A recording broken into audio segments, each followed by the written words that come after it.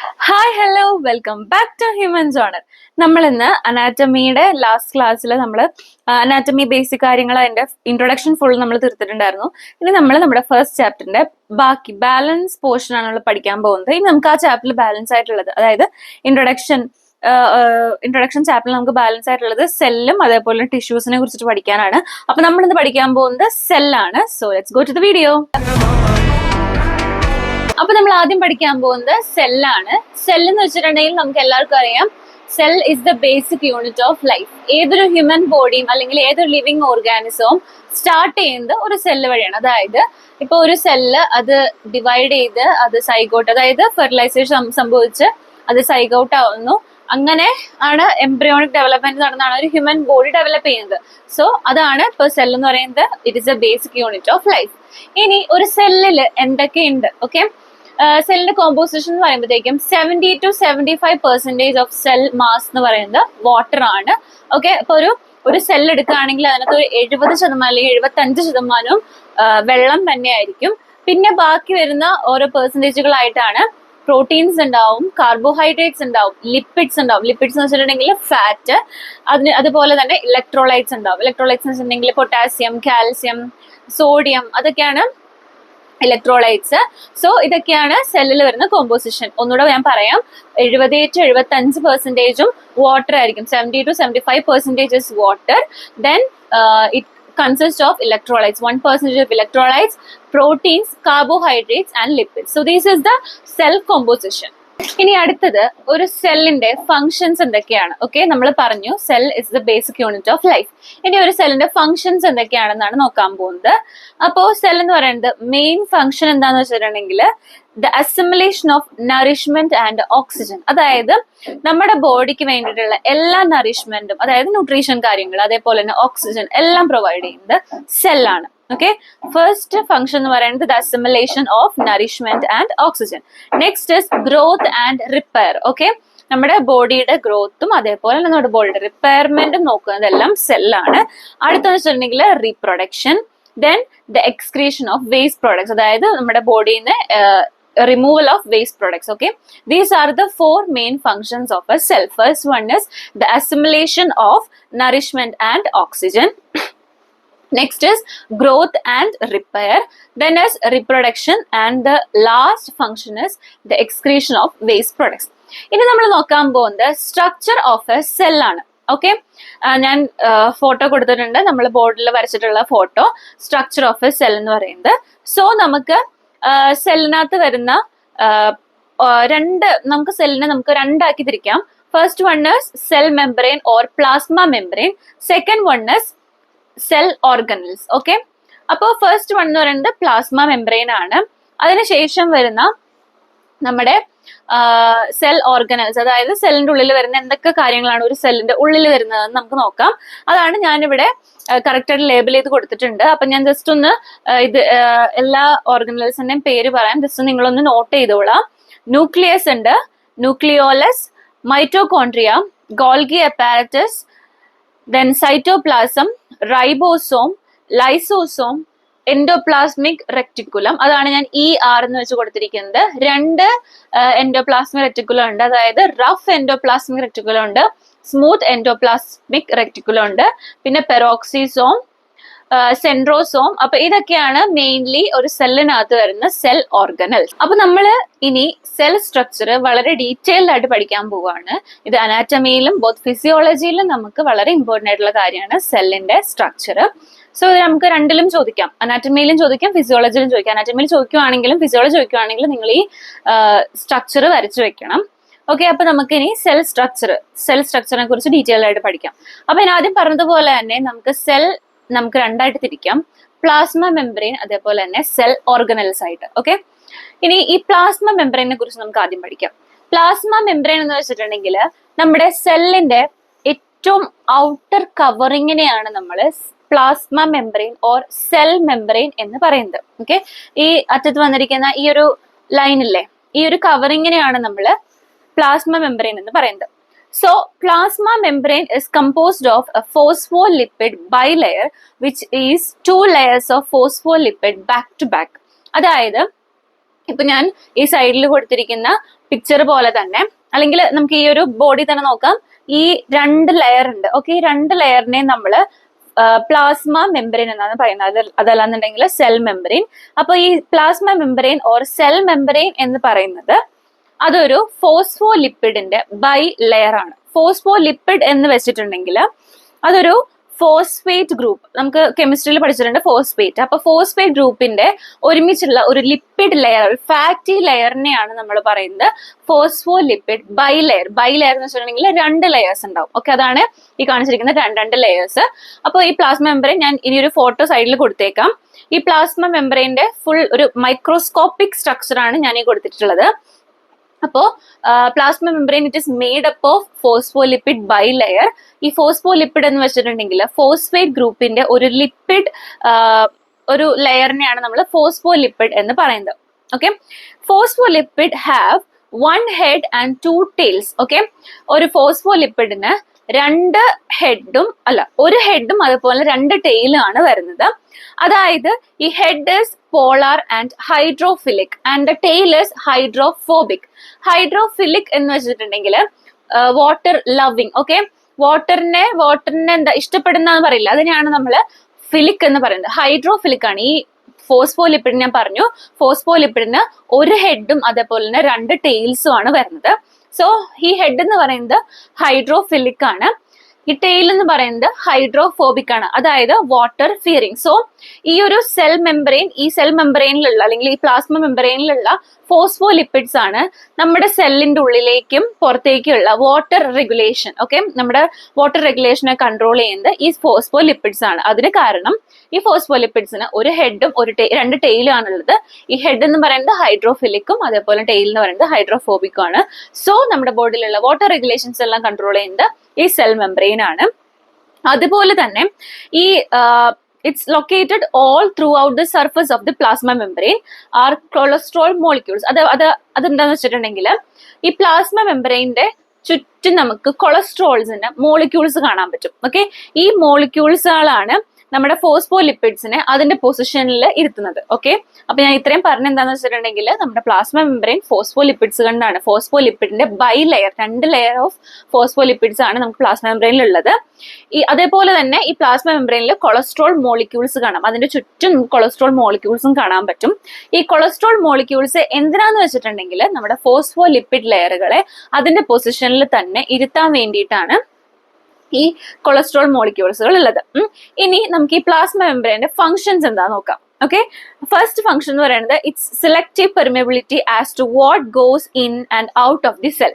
Okay, അതായത് main function എന്ന് പറയുന്നത് പ്രൊട്ടക്ഷൻ ആണ്. ഓക്കെ, നമ്മുടെ ബോഡി, നമ്മുടെ സെല്ലിന്റെ ഉള്ളിലേക്ക് എന്ത് പോകണം അല്ലെങ്കിൽ ഉള്ളിൽ നിന്ന് പുറത്തേക്ക് എന്ത് പോകണം, ഒരു സെല്ലിന്റെ ഉള്ളിലേക്ക് എന്ത് പോകണം പുറത്തേക്ക് എന്ത് പോകണം എന്ന് തീരുമാനിക്കുന്നത് തന്നെ, റെഗുലേറ്റ് ചെയ്യുന്നത് തന്നെ ഈ സെൽ, ഈ പ്ലാസ്മ മെമ്പറൈൻ ആണ്. അതാണ് first function.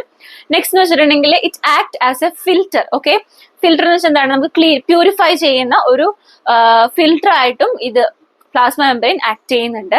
Third function is it facilitates in the transportation of materials needed for the survival. ഒരു സെല്ലിന്റെ സർവൈവലിന് വേണ്ടിയിട്ടുള്ള മെറ്റീരിയൽസ് ഫുൾ ട്രാൻസ്പോർട്ട് ചെയ്യാനും ഈ പ്ലാസ്മ മെമ്പറൈൻ സഹായിക്കുന്നുണ്ട്. അടുത്തൊരു ഫംഗ്ഷൻ എന്ന് വെച്ചിട്ടുണ്ടെങ്കിൽ act as a barrier separating in intracellular components of the cell from the extracellular environment. Intracellular എന്ന് വെച്ചിട്ടുണ്ടെങ്കിൽ സെല്ലിന്റെ ഉള്ളില്, എക്സ്ട്രാ സെല്ലുലാർ എന്ന് വെച്ചിട്ടുണ്ടെങ്കിൽ സെല്ലിന്റെ പുറത്ത്. അപ്പം സെല്ലിന്റെ ഉള്ളിലുള്ള എൻവയോൺമെന്റും സെല്ലിന്റെ പുറത്തുള്ള എൻവയോൺമെന്റും തമ്മിൽ വേർതിരിക്കാൻ വേണ്ടി, ഡിഫറൻഷിയേറ്റ് ചെയ്യാൻ വേണ്ടിയിട്ട് ഒരു ബാരിയർ ആക്ട് ചെയ്യാനും ഈ പ്ലാസ്മ മെമ്പറൈൻ സഹായിക്കുന്നുണ്ട്. So these are the functions of plasma membrane. Once again I'll tell. First function is its selective permeability as to what goes in and out of the cell. Then it acts as a filter. Then it facilitates in the transportation of materials needed for the survival. And the last function is act as a barrier separating the intracellular and the extracellular component or environment of the cell. അപ്പൊ അടുത്തതെന്ന് വെച്ചിട്ടുണ്ടെങ്കിൽ nucleus ആണ്. ഞാൻ പറഞ്ഞു നമുക്ക് നമ്മുടെ cell 2ആക്കി തിരിക്കാൻ പറ്റും, പ്ലാസ്മ മെമ്പറൈൻ അതേപോലെ തന്നെ സെൽ ഓർഗനൽസ്. പ്ലാസ്മ മെമ്പറൈൻ നമ്മൾ എന്താന്ന് പഠിച്ചു, അതിന്റെ ഫംഗ്ഷൻസ് പഠിച്ചു. ഇനി നമ്മൾ പഠിക്കാൻ പോകുന്നത് സെൽ ഓർഗനൽസിലെ ഫസ്റ്റ് വൺ ആണ് ന്യൂക്ലിയസ്. ഓക്കെ, നമ്മൾക്ക് ഏതൊരു സെൽ എടുത്താലും അതിന്റെ സെന്റർ പോർഷൻ നമ്മൾ ഇത്ര നാൾ നമ്മുടെ കെമിസ്ട്രിയിലാണ് പഠിച്ചിട്ടുണ്ട്. ന്യൂക്ലിയസ് എന്ന് പറയുന്നത് നമ്മുടെ സെന്റർ പോർഷൻ ആണ് നമ്മൾ ന്യൂക്ലിയസ് എന്ന് പറയുന്നത്. സോ നമുക്ക് സെല്ലിലെ ന്യൂക്ലിയസ് എന്ന് വെച്ചിട്ടുണ്ടെങ്കിൽ the nucleus is the largest organelle of the cell. Okay, നമ്മുടെ സെല്ലിന്റെ ഏറ്റവും വലിയ ഓർഗനല്ലേ എന്ന് പറയുന്നത് ന്യൂക്ലിയസ് ആണ്. The nucleus appears to be dense. Okay, dense എന്ന് വെച്ചിട്ടുണ്ടെങ്കിൽ വലുത്, ഏറ്റവും വലുത് തന്നെയാണ് ന്യൂക്ലിയസ്. ഈ ന്യൂക്ലിയസ് എന്ന് പറയുമ്പോൾ ഒരു സ്പെറിക്കൽ ഷേപ്പാണ്, അതായത് ഒരു റൗണ്ട് ഷേപ്പിലാണ് വരുന്നത്. അതേപോലെ തന്നെ ഒരു ടോട്ടൽ സെൽ മാസ് എടുക്കുകയാണെങ്കിൽ അതിന്റെ 10% എന്ന് പറയുന്നത് ഓക്യുപ്പൈ ചെയ്തിരിക്കുന്നത് ഈ ന്യൂക്ലിയസ് ആണ്. ഓക്കെ, ഇനി ഈ ന്യൂക്ലിയസ് ഞാൻ ഈ സൈഡിൽ ഒരു പടം കൊടുത്തേക്കാം. ന്യൂക്ലിയസിന് നമ്മൾ മൈക്രോസ്കോപ്പിക് പിക്ചർ ആണ് ഞാൻ കൊടുത്തിട്ടുള്ളത്. ഈ ന്യൂക്ലിയസിന് മെയിൻലി വരുന്നത് 4 പാർട്സ് ആണ് വരുന്നത്. അതിന്റെ ഫസ്റ്റ് വൺ ആണ് ന്യൂക്ലിയർ പോർ, സെക്കൻഡ് വൺ ന്യൂക്ലിയോപ്ലാസം, അടുത്ത് വരുന്നത് ക്രൊമാറ്റിൻ, അതേപോലെ തന്നെ ന്യൂക്ലിയോലസ്. ഓക്കെ, ഇത്രയും സാധനങ്ങളാണ് വരുന്നത്. ഇനി അതിനകത്ത് വരുന്നതാണ് ഫസ്റ്റ് വൺ ന്യൂക്ലിയോപ്ലാസം. ന്യൂക്ലിയോപ്ലാസം എന്ന് വെച്ചിട്ടുണ്ടെങ്കിൽ അതിനുള്ളിലുള്ള ഫ്ലൂയിഡിനെയാണ് നമ്മൾ പറയുന്നത് ന്യൂക്ലിയോപ്ലാസം. അടുത്തതെന്ന് വെച്ചിട്ടുണ്ടെങ്കിൽ ന്യൂക്ലിയർ പോർ. ന്യൂക്ലിയർ പോർ എന്ന് വെച്ചിട്ടുണ്ടെങ്കിൽ the nucleus envelope is perforated with numerous pores called nuclear pore. അതായത് നമ്മുടെ ന്യൂക്ലിയസിന്റെ ഉള്ളില് ചെറിയ ചെറിയ പോഴ്സുകൾ ഉണ്ടാവും, ഒത്തിരി പോഴ്സുകൾ ഉണ്ട്. ആ ഒത്തിരി പോഴ്സുകൾ, ഓരോ പോഴ്സുകളെയും പറയുന്ന പേരാണ് nuclear pores. Okay, the nuclear pores are composed of many proteins known as nucleoproteins. അതായത് ഈ ഓരോ പ്രോട്ടീൻസും മെനി വെറൈറ്റീസ് ഓഫ് ഈ ഓരോ പോഴ്സുകളും, ഓരോ ന്യൂക്ലിയർ പോഴ്സുകളും വെറൈറ്റീസ് ഓഫ് പ്രോട്ടീൻസ് ആണ് ഓരോ ന്യൂക്ലിയർ പോഴ്സുകളിലുള്ളത്. ആ ന്യൂക്ലിയോ പോഴ്സിന്റെ ഉള്ളിലുള്ള പ്രോട്ടീൻസിനെ പറയുന്ന പേരാണ് nucleoproteins. Okay, the nuclear pores regulate the passage of molecules between the nucleus and cytoplasm. ഈ ന്യൂക്ലിയർ പോഴ്സിന്റെ മെയിൻ ഫംഗ്ഷൻ എന്താന്ന് വെച്ചിട്ടുണ്ടെങ്കിൽ മോളിക്യൂൾസിന്റെ പാസേജ്, അതായത് ന്യൂക്ലിയസിന്റെ ഉള്ളിലോട്ടും സൈറ്റോപ്ലാസവും ന്യൂക്ലിയസും തമ്മിലുള്ള ഇടയിലുള്ള മോളിക്യൂൾസിന്റെ പാസേജിനെ റെഗുലേറ്റ് ചെയ്യുന്നതാണ് ഈ ന്യൂക്ലിയർ പോഴ്സിന്റെ മെയിൻ ഫംഗ്ഷൻ. അടുത്തതാണ് ക്രൊമാറ്റിൻ അല്ലെങ്കിൽ chromosomes. Okay, the nucleus of the cell contains majority of the genetic material in the form of DNA molecules. അതായത് നമ്മുടെ ന്യൂക്ലിയസിൽ ഉള്ള സെല്ലിന്റെ ഉള്ളിലുള്ള ന്യൂക്ലിയസ് മെയിൻലി അതിനകത്ത് ജനറ്റിക് മെറ്റീരിയൽസ് ആയിരിക്കും ആ ന്യൂക്ലിയസിന്റെ ഉള്ളിൽ ഉണ്ടാവാം. ആ ജനറ്റിക് മെറ്റീരിയൽസ് ഒരു DNA ഫോമിലായിരിക്കും ആ ജനറ്റിക് മെറ്റീരിയൽസ് ആ ന്യൂക്ലിയസിന്റെ ഉള്ളിൽ ഉണ്ടാവാം. These DNA molecules are organised into the structure called chromosomes. അതായത് ഈ ഞാൻ പറഞ്ഞു ഈ ന്യൂക്ലിയസിന്റെ സെല്ലിന്റെ ഉള്ളിലുള്ള ന്യൂക്ലിയസ്, അതിന്റെ ഉള്ളിൽ മെയിൻലി നമുക്ക് കാണാൻ പറ്റുന്ന ജനറ്റിക് മെറ്റീരിയൽസ് ആണ്. ആ ജനറ്റിക് മെറ്റീരിയൽസ് ഒരു DNA ഫോമിലായിരിക്കും ഉണ്ടാവാം. ഈ DNA മോളിക്യൂൾസുകളെല്ലാം ഓർഗനൈസ് ചെയ്തിരിക്കുന്ന ഒരു സ്ട്രക്ചർ ഉണ്ട്. ആ സ്ട്രക്ചറിനെ പറയുന്ന പേരാണ് ക്രോമോസോംസ് എന്ന് പറയുന്നത്. Okay, in the cell they are organised in DNA protein complex called chromatin. Okay, അതായത് ഞാൻ പറഞ്ഞു DNA നമ്മുടെ സെല്ലിന്റെ ഉള്ളിൽ, ന്യൂക്ലിയസിന്റെ ഉള്ളിൽ DNA മെറ്റീരിയൽ ഉണ്ട്. ഈ DNA മെറ്റീരിയൽ എല്ലാം ഒരു സ്ട്രക്ചർ ആയിട്ട് ഫോം ചെയ്തിട്ടുണ്ട്. ആ സ്ട്രക്ചറിനെ പറയുന്ന പേരാണ് ക്രൊമാറ്റിൻ. ഓക്കെ, ആ സ്ട്രക്ചർ, ആ ഒരു DNA എന്ന് പറയുന്ന അതില്ലേ, ആ DNAക്കെല്ലാം ഒത്തിരി തരം പ്രോട്ടീൻസുകൾ ഉണ്ട്. ആ ഓരോ DNAയിലും ഒത്തിരി തരം പ്രോട്ടീൻസുകൾ ഉണ്ട്.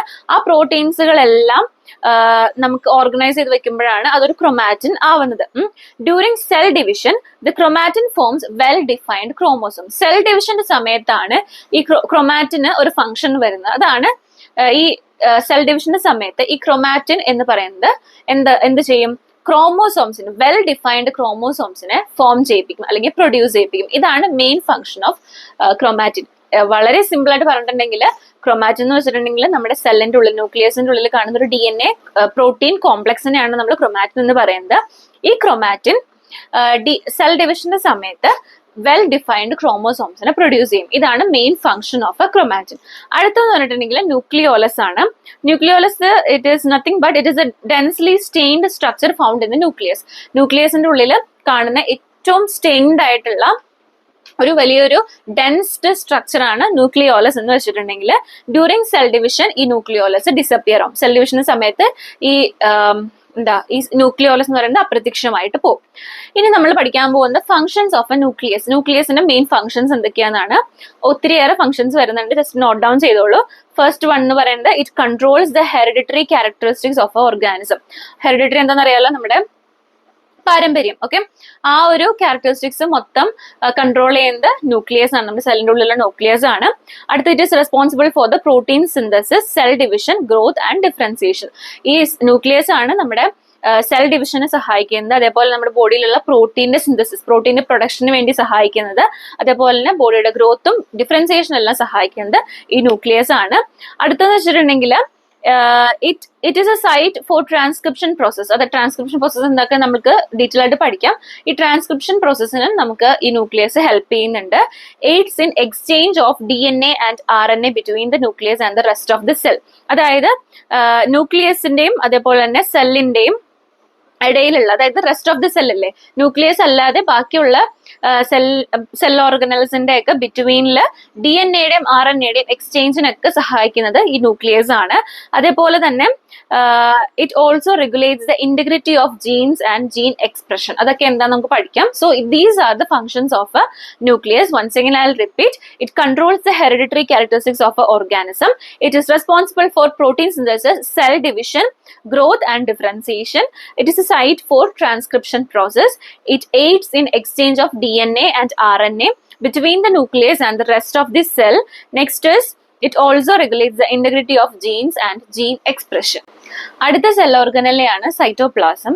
സൈറ്റോപ്ലാസം എന്ന് വെച്ചിട്ടുണ്ടെങ്കിൽ നമ്മുടെ സെല്ലിന്റെ ഉള്ളിലുള്ള ഒരു ഫ്ലൂയിഡ് ലൈക്ക് സബ്സ്റ്റൻസ്, ഒരു ജെല്ലി ലൈക്ക് സബ്സ്റ്റൻസ് ഉണ്ട്. അതിനെയാണ് നമ്മൾ സൈറ്റോപ്ലാസം എന്ന് പറയുന്നത്. ഓക്കെ, ന്യൂക്ലിയസിന്റെ പുറത്ത് കാണുന്ന എല്ലാ സെൽ ഓർഗനൽസിനെയും അവിടെ തന്നെ ലൊക്കേറ്റ് ചെയ്ത് ആ പൊസിഷനിൽ തന്നെ അത് റീഗെയിൻ ചെയ്ത് നിർത്തുന്നത് തന്നെ ഈ സൈറ്റോപ്ലാസം ആണ്. The cytoplasm consists of all the contents outside the nucleus and enclosed within the cell membrane of a cell.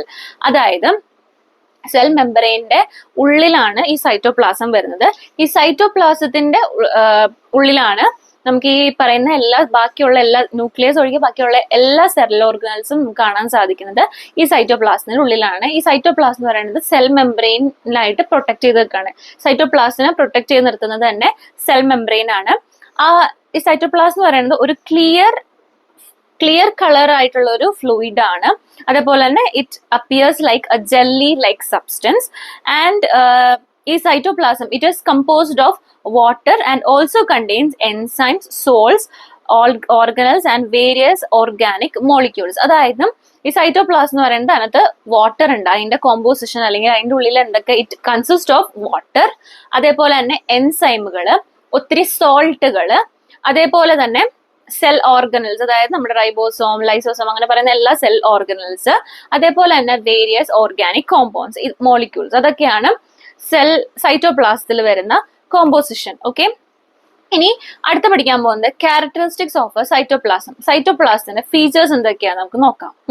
First feature എന്ന് പറയുന്നത് ഞാൻ നേരത്തെ പറഞ്ഞതുപോലെ തന്നെ അതൊരു ഫ്ലൂയിഡ് സബ്സ്റ്റൻസ് ആണ്. അതൊരു ക്ലിയർ ഫ്ലൂയിഡ് സബ്സ്റ്റൻസ് ആണ്. And it's appears in A jelly like structure. Okay, അതാണ് ഫസ്റ്റ് ക്യാരക്ടറിസ്റ്റിക്സ് എന്ന് പറഞ്ഞിട്ടുണ്ടെങ്കിൽ. അതേപോലെ തന്നെ നെക്സ്റ്റ് ക്യാരക്ടറിസ്റ്റിക്സ് ഉണ്ടെങ്കിൽ the physical nature of cytoplasm is colloidal. Okay, അതായത് നമുക്ക് എപ്പോഴും അതൊരു ഒഴുകി കിടക്കുന്ന ടൈപ്പിലാണ് നമുക്ക് എപ്പോഴും ഈ സൈറ്റോപ്ലാസം കാണാൻ സാധിക്കുന്നത്. അതേപോലെ തന്നെ it also contains proteins of which 20 to 25% are soluble proteins including enzymes. അതായത് നമ്മുടെ സൈറ്റോപ്ലാസത്തിനുള്ളിൽ പ്രോട്ടീൻസ് ഉണ്ട്. നെക്സ്റ്റ് എന്ന് പറഞ്ഞിട്ടുണ്ടെങ്കിൽ ഒരു സർട്ടൻ എമൗണ്ട് ഓഫ് കാർബോഹൈഡ്രേറ്റ്സ് ഉണ്ട്, ഇൻഓർഗാനിക് സോൾട്ടുകൾ ഉണ്ട്, ലിപ്പിഡ്സുകൾ ഉണ്ട്, ലിപ്പോയിഡൽ സബ്സ്റ്റൻസുകളെല്ലാം നമുക്ക് സൈറ്റോപ്ലാസത്തിനുള്ളിൽ കാണാൻ സാധിക്കും. അതേപോലെ തന്നെ കെമിക്കലി സൈറ്റോപ്ലാസം 90% ഓഫ് വാട്ടറും ബാക്കി 10% എന്ന് പറയുന്നത് ഒരു mixture of organic and inorganic കോമ്പൗണ്ട്സുകളാണ് സൈറ്റോപ്ലാസത്തിലുള്ളത്. So these are the characteristics of a cytoplasm. Once again I will repeat. First point എന്ന് വെച്ചിട്ടുണ്ടെങ്കിൽ അതൊരു clear fluid jelly like substance ആണ്. അത് നമ്മുടെ സെൽ മെംബ്രെയിന്റെ ഉള്ളില് സെൽ മെംബ്രെയിന്റെ ഉള്ളിലാണ് നമുക്ക് സൈറ്റോപ്ലാസം കാണാൻ സാധിക്കുക. അതേപോലെ തന്നെ അതൊരു കൊളോയിഡൽ നേച്ചർ ആണ് ആ ഒരു സൈറ്റോപ്ലാസത്തിനുള്ളത്. പിന്നെ അതിനകത്ത് പ്രോട്ടീൻസ് നമുക്ക് കാണാൻ സാധിക്കും. 20 to 25% എന്ന് പറയുന്നത് സോലുബിൾ പ്രോട്ടീൻസ് ആണ്. പിന്നെ കാർബോഹൈഡ്രേറ്റ്സ് കാണാൻ സാധിക്കും, ഇൻഓർഗാനിക് സോൾട്ടുകൾ കാണാൻ സാധിക്കും, ലിപ്പിഡ്സുകളും ലിപ്പോയിഡൽ സബ്സ്റ്റൻസുകളും നമുക്ക് അതിനകത്ത് ഫൈൻഡ് ചെയ്യാൻ പറ്റും. പിന്നെ ഉള്ളത് കെമിക്കലി നമുക്ക് സൈറ്റോപ്ലാസം ഡിവൈഡ് ചെയ്യുകയാണെങ്കിൽ 90% ഓഫ് വാട്ടർ ആണ്, ബാക്കി 10% എന്ന് പറയുന്നത് ഓർഗാനിക് കോമ്പൗണ്ട്സിന്റെയും ഇൻഓർഗാനിക് കോമ്പൗണ്ട്സിന്റെയും ഒരു മിക്സർ ആണ്. അടുത്തത് നോക്കാൻ പോകുന്നത് functions of a cytoplasm. Okay, സൈറ്റോപ്ലാസത്തിന്റെ ഫങ്ഷൻസ് എന്തൊക്കെയാണെന്നാണ്. ഫസ്റ്റ് ഫംഗ്ഷൻ എന്ന് പറയുന്നത് cytoplasm is the site of many biochemical reactions that are vital and crucial for the maintenance of life. അതായത് നമ്മുടെ ലൈഫ്, ജീവൻ നിലനിർത്താൻ വേണ്ടിയിട്ട് ഒത്തിരി കാര്യങ്ങൾ നമ്മുടെ ബോഡിയിൽ നടക്കുന്നുണ്ട്. അതായത് ഫോർ എക്സാമ്പിൾ റെസ്പിറേഷൻ, അതേപോലെ തന്നെ നമ്മുടെ ഹാർട്ട് പമ്പിങ്, അതേപോലെ ഒത്തിരി കാര്യങ്ങൾ, ഡൈജഷൻ, അബ്സോർപ്ഷൻ, മെറ്റബോളിസം, അങ്ങനെ ഒത്തിരി കാര്യങ്ങൾ നമ്മുടെ ബോഡിയിൽ നടക്കുന്നുണ്ട് നമ്മുടെ ലൈഫ് മെയിൻറ്റെയിൻ ചെയ്യാൻ വേണ്ടിയിട്ട്. അതിനെല്ലാം വേണ്ടിയിട്ടുള്ള കെമിക്കൽ റിയാക്ഷൻസ് നടക്കുന്നത് ഈ സൈറ്റോപ്ലാസം ആണ്. സൈറ്റോപ്ലാസത്തിനുള്ളിലാണ് ഉള്ള എല്ലാ കെമിക്കൽ റിയാക്ഷൻസും നടക്കുന്നത്. വൈറ്റൽ ആയിട്ടുള്ള എല്ലാ കെമിക്കൽ റിയാക്ഷൻസും നടക്കുന്നത് സൈറ്റോപ്ലാസത്തിന്റെ ഉള്ളിലാണ്. അതാണ് ഫസ്റ്റ് പോയിന്റ്. സെക്കൻഡ് പോയിന്റ് എന്ന് പറയുന്നത് cytoplasm provides a medium for the organelles to remain suspended. അതായത് ഞാൻ പറഞ്ഞു നമ്മുടെ സെല്ലിന്റെ ഉള്ളിൽ ഒത്തിരി ഓർഗനൽസ് ഉണ്ട്. For example lysosome, ribosome, endoplasmic reticulum, അങ്ങനെ പറഞ്ഞിട്ട് ഒത്തിരി, മൈറ്റോകോൺട്രിയ, അങ്ങനെ പറഞ്ഞിട്ടുള്ള ഒത്തിരി സെൽ ഓർഗനൽസുകൾ ഉണ്ട്. അതിനെ അതിൻ്റെതായിട്ടുള്ള സ്ഥലങ്ങളിൽ നിർത്തുന്നത് തന്നെ ഈ സൈറ്റോപ്ലാസം ആണ്. അതാണ് സെക്കൻഡ് പോയിന്റ്. തേർഡ് പോയിന്റ് എന്ന് വെച്ചിട്ടുണ്ടെങ്കിൽ cytoskeleton of the cytoplasm provide the shape to the cell. ഒരു സെല്ലിന് ഒരു ഷേപ്പ് തന്നെ കൊടുക്കുന്നത് ഈ സൈറ്റോപ്ലാസത്തിന്റെ സൈറ്റോസ്കെലട്ടൺ ആണ്. ഈ സൈറ്റോപ്ലാസം ആണ് സെല്ലിന് ഒരു ഷേപ്പ് കൊടുക്കുന്നത്. അടുത്ത പോയിന്റ് എന്ന് വെച്ചിട്ടുണ്ടെങ്കിൽ it also AIDS in the movement of different seller elements. അതായത് ഈ സെല്ലിന്റെ ഉള്ളിലുള്ള സെൽ ഓർഗനൽസിന്റെ എലമെന്റ്സുകള്, സെൽ ഓർഗനൽസിന്റെ എല്ലാം മൂവ്മെന്റിന് സഹായിക്കുന്നത് ഈ സൈറ്റോപ്ലാസം ആണ്. അടുത്തത് it helps for the transportation of genetic material, അതായത് DNA യുടെ ഒക്കെ ട്രാൻസ്പോർട്ടേഷന് വേണ്ടിയിട്ട് സഹായിക്കുന്നതും സൈറ്റോപ്ലാസം ആണ്. അടുത്തൊരു മെയിൻ പോയിന്റ് എന്ന് വെച്ചിട്ടുണ്ടെങ്കിൽ the cytoplasm protect the genetic material of the cell and also cell organelles from damage cause due to movement and collision with other cells. അതായത് ബാക്കിയുള്ള സെല്ലുകളുടെയും മൂവ്മെന്റും അവരുടെ തമ്മിൽ കൊളൂഷൻ പറയില്ലേ, അതെല്ലാം ഉണ്ടാവുമ്പം ഈ സെൽ ഓർഗനൽസിന്റെ അതേപോലെ തന്നെ ജനറ്റിക് മെറ്റീരിയൽസിന്റെ എല്ലാം ഡാമേജിനെ പ്രൊട്ടക്ട് ചെയ്യുന്നത് ഈ സൈറ്റോപ്ലാസം ആണ്. അതേപോലെ തന്നെ സൈറ്റോപ്ലാസം പ്രോട്ടീൻ സിന്തസിസിന് സഹായിക്കുന്നുണ്ട്. So these are the functions of cytoplasm. അപ്പോൾ ഇത്രയും എടുത്തത് മനസ്സിലായെന്ന് ഞാൻ വിചാരിക്കുന്നു. ഇനി ഒത്തിരി സെൽ ഓർഗനൽസിനെ കുറിച്ച് നമുക്ക് ഡീറ്റെയിൽ ആയിട്ട് പഠിക്കാനുണ്ട്. അതെല്ലാം ഞാൻ അടുത്ത ക്ലാസ്സിൽ എടുക്കാം. സോ ഇന്ന് നമ്മൾ ഈ പ്ലാസ്മ മെമ്പറിൻ, അതേപോലെ തന്നെ നമ്മൾ പഠിച്ചിട്ടുള്ളത് ന്യൂക്ലിയസ്, സെൽ ഓർഗനൽസിന്റെ ന്യൂക്ലിയസും സൈറ്റോപ്ലാസം ആണ് പഠിച്ചിട്ടുള്ളത്. ബാക്കിയെല്ലാം ഇനി നമുക്ക് പഠിക്കാം.